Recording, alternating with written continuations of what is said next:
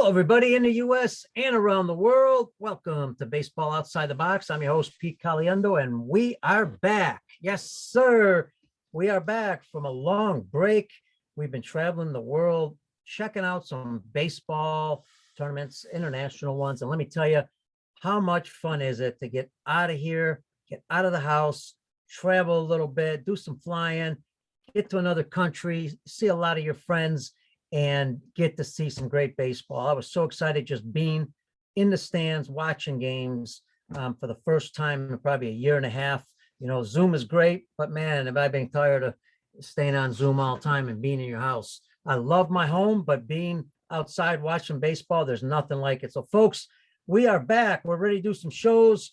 We are going to give you some announcements. We're going to tell you a little about where we've been. First of all, we were in the beautiful country of Italy a couple times. One, we went with one of our teams to compete in Italy throughout the country for a cultural baseball experience. Also, we were in Italy at the European Baseball Championships. This is the senior level, the highest level.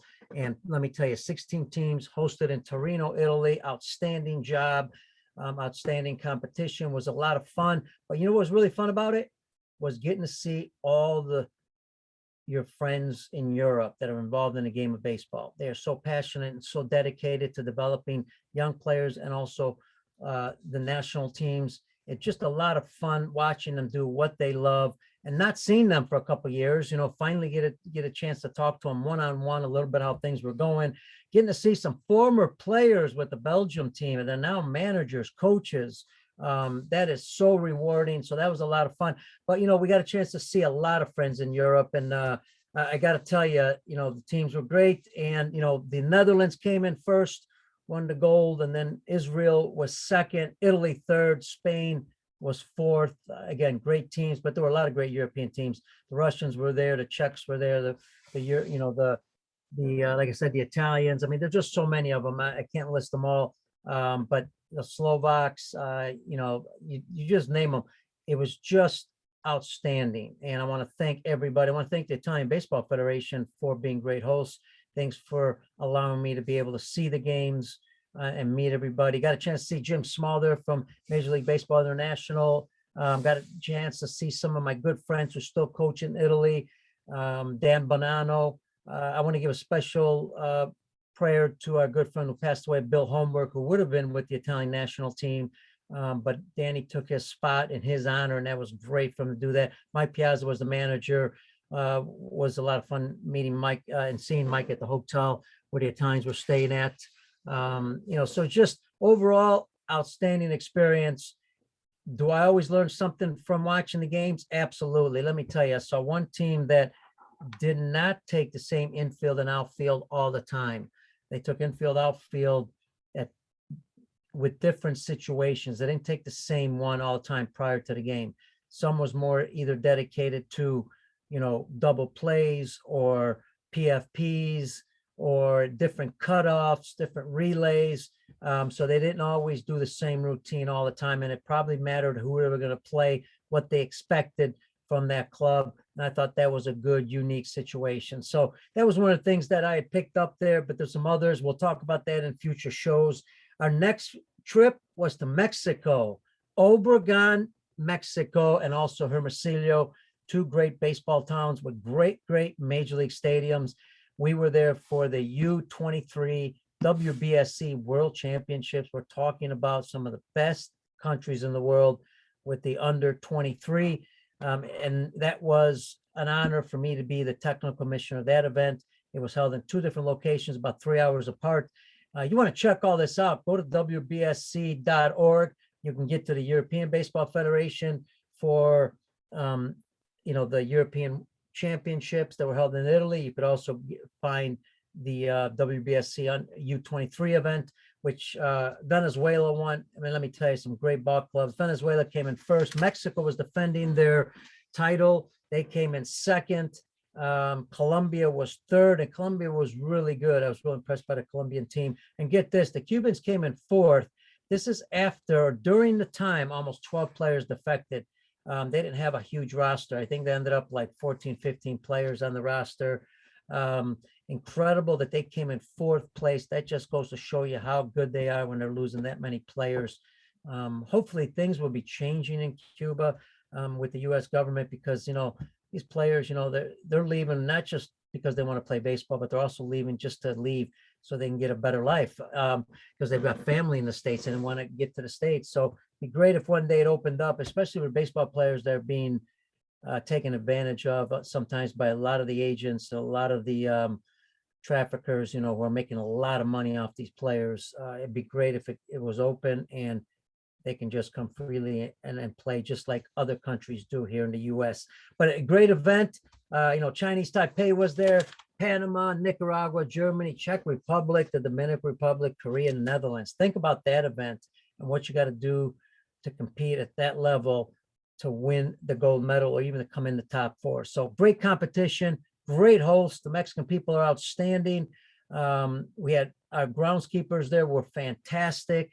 It's great working with the local organizing committee. When you're all working together, WBSC staff that do a great job, you're working with the local organizing committee, things really run smooth. And what's interesting is we had to be there, and it's an honor to do it, but we had to be there 3 games a day, 7-inning games, which makes it a lot faster. But we started roughly at 7 in the morning because you got to get there early. And we ended up at 10:30 at night by the time the last game was over, and then head back to the hotel and just start all over again the next day. So it was baseball all the ways. Yes, we had to wear masks. We're in a bubble. So it was hotel, baseball games. That's life today, but hopefully it'll change soon. But we got through it, got it done, and we enjoyed watching all the games because they were all very competitive. All right, a couple more announcements. Don't forget, Caliendo Sports International heading to the Dominican Republic December 26th, Christmas break to January 2nd. It's our 15, 14-year-old team, and we're going to add some 13-year-olds. We can add 16-year-olds depending on the level that we're talking about.